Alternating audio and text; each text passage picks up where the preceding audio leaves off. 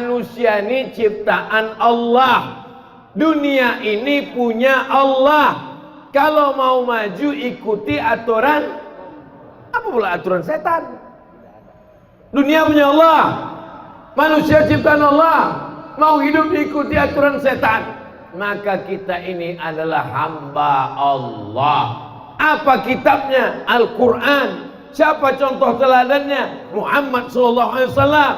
Siapa teknisinya? Kalau kita punya TV, kalau kita punya mesin, kalau kita punya barang, kita beli ke pabrik, ada juklaknya, ada katalognya. Apa katalog hidup ini? Quran.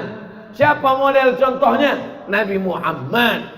Nabi tak ada lagi sekarang. Lalu siapa kita ikut? Al-ulama warasatul anbiya. Ikuti para ulama. Ulama yang macam mana? Ulama yang takut kepada Allah Subhanahu wa ta'ala. Karena kata Allah dalam Quran, innama yakhshallaha, yang takut kepada Allah min ibadihil ulama. Ulama lah yang takut kepada Allah Subhanahu wa ta'ala. Walaupun dia ahli fisika, walaupun dia ahli biologi, walaupun dia ahli matematika, kalau dalam hatinya takut kepada Allah, maka sesungguhnya dia ulama. Ulama artinya berilmu. Anak-anak kita mesti berilmu, tapi dengan ilmunya itu dia takut kepada Allah. Bukan dengan ilmunya itu dia buat pesawat canggih, tapi justru melupakan Allah. Dengan ilmunya itu dia buat TV mantap, tapi isinya melalaikan kepada Allah. Kemarin sore saya dikirim video tentang orang koma di rumah sakit. Menangislah suami sama anaknya, macam mana lah menyadarkan istriku ini biar supaya dia bangun dari komanya. Datang anaknya, papa, gimana caranya mama biar sadar ya? Gimana? Kita buatkan video TikTok. Karena dulu dia suka TikTok. Ini kalau kita buatkan video dia sadar. Itulah yang sekarang jadi tontonan orang. Bayangkan, mau menyadarkan dari koma pun mau dibuatkan TikTok. Nah, habis kiamat dah dunia ini. Lama saya termenung menengok ini. Mau saya hempaskan handphone tuh. Ingat saya banyak WA di dalam, tak jadi. Bagaimana cara menyelamatkannya ini? Kalau tidak kita bawa umat ini ke dalam masjid. Dari maghrib ke isya, jangan lagi ada TV, jangan lagi ada handphone. Tutup laptop, tutup shutdown komputer, masuk ke dalam masjid maghrib ke isya. Kita tiru pengajian, jadwal pengajian di Malaysia. Saya kalau ke Malaysia dulu sebelum Covid, setahun 2 kali, itu pengajiannya di Malaysia tuh ngaji tak lama-lama, pendek aja, dari maghrib ke isya 45 menit. Habis itu sholat isya. Selesai sholat isya, yang mau pulang silakan pulang, yang mau bertahan di masjid soal jawab. Ditulis di depan mereka, pakai meja, mejanya tinggi, lalu ada tulisan bawah, Anda bertanya, Ustadz menjawab, number, WhatsApp number. Tulis semua. Jadi langsung dia tanya, tak banyak-banyak, pengajian pendek aja mengaji, yang lama makannya banyak. Setiap masjid ada dapurnya, dapur umum. Jadi masjid tidak membeli nasi. Jadi masjid tidak membeli nasi dari orang yang memasak nasi, tak ke masjid. Masjid dimasak oleh orang masjid. Nasi dimasak oleh orang masjid. Ketika memasak dia berwudu. Ketika memasak dia bersolawat. Ketika memasak kencingnya berbasuh. Sehingga orang yang memakan itu ada rahmat dan barokahnya. Masjid ini ada dapurnya.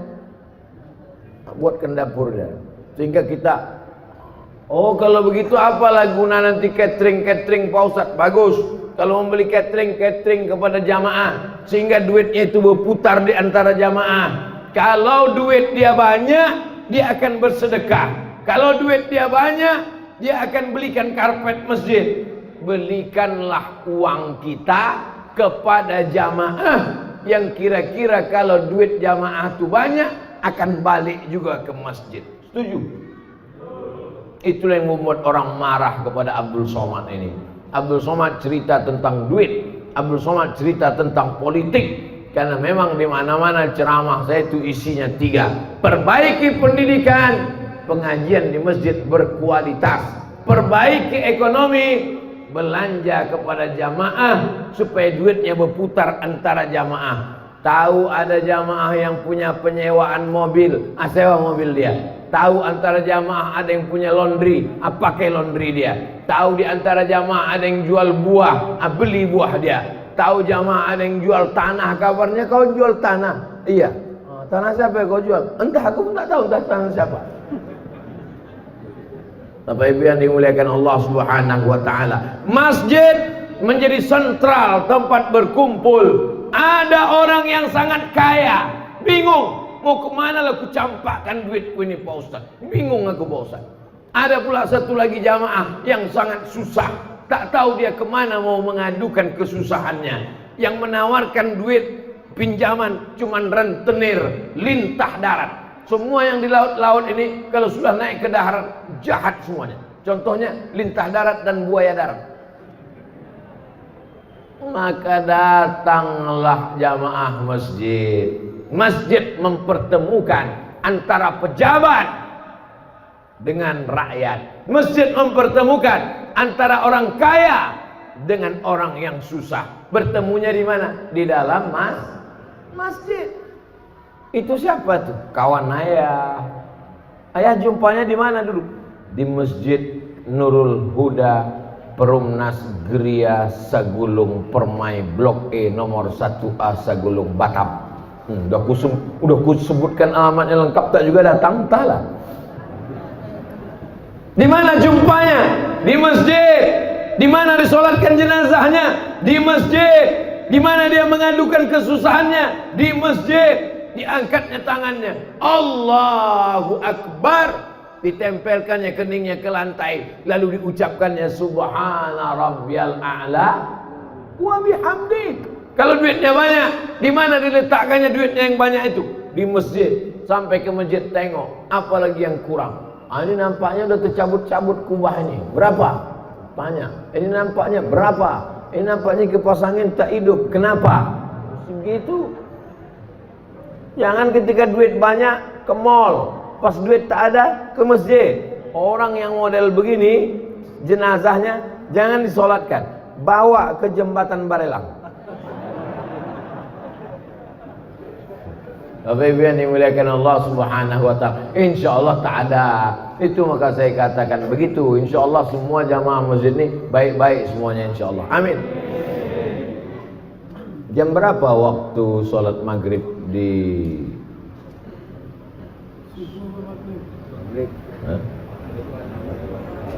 Saya kadang tak percaya sama orang, lebih percaya sama Google. Waktu sholat Batam, waktu sholat Batam maghrib jam 6.14. Sekarang jam 6 matahari terbit. Pas matahari terbit tak boleh sholat karena waktu tanduk setan. Waktu terbit matahari itu bulat, ada datang setan bertanduk. Kata setan. Matahari itu bulat gini. Waktu matahari bulat, ada datang setan menghampiri matahari dengan datang setan menghampiri matahari dengan tanduknya. Kata.